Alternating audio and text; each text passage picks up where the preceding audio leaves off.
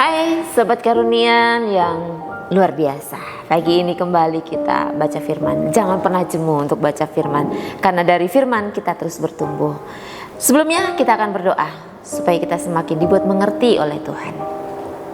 Di dalam nama Yesus kami berdoa. Bapa, terima kasih untuk hari ini. Kami akan baca firman-Mu kembali supaya kami semakin diteguhkan hari demi hari.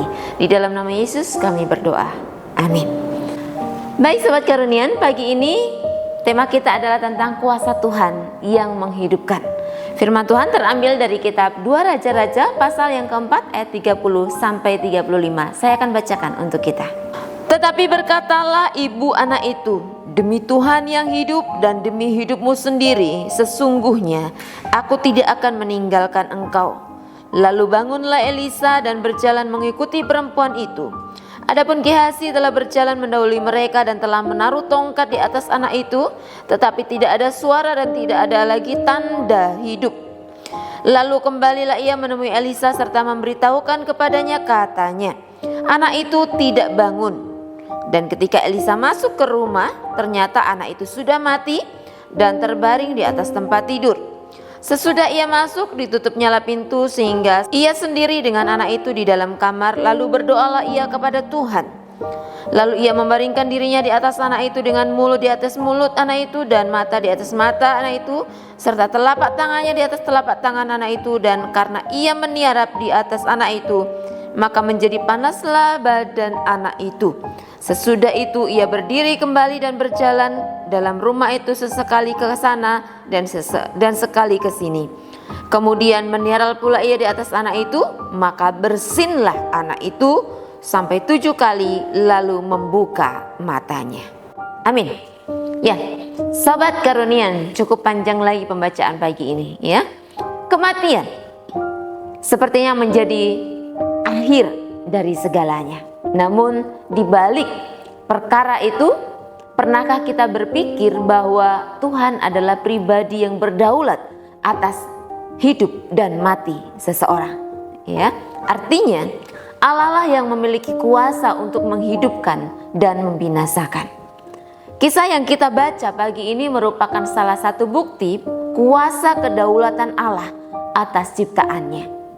Tuhan memakai hidup Elisa untuk kembali menghidupkan anak dari seorang perempuan Sunem yang telah mati tersebut. Sobat Karunian, kita juga perlu perhatikan dan belajar dari sikap hati perempuan Sunem ini.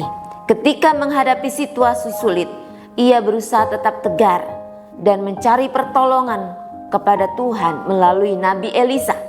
Ia tidak pernah menyerah atau menyalahkan Tuhan atas segala peristiwa yang terjadi dalam kehidupannya dan keluarganya. Namun dia lebih memilih mencari Tuhan yang sanggup melakukan keajaiban, sanggup melakukan mujizat bagi kehidupannya dan keluarganya, secara khusus bagi anaknya yang saat itu memang kondisinya sepertinya tidak ada harapan lagi. Ya, kiranya kita belajar dari kisah ini.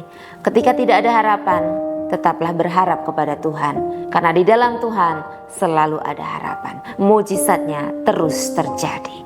Tuhan memberkati, kiranya Tuhan menolong kita untuk menjalani kehidupan ini dengan baik. Kita berdoa.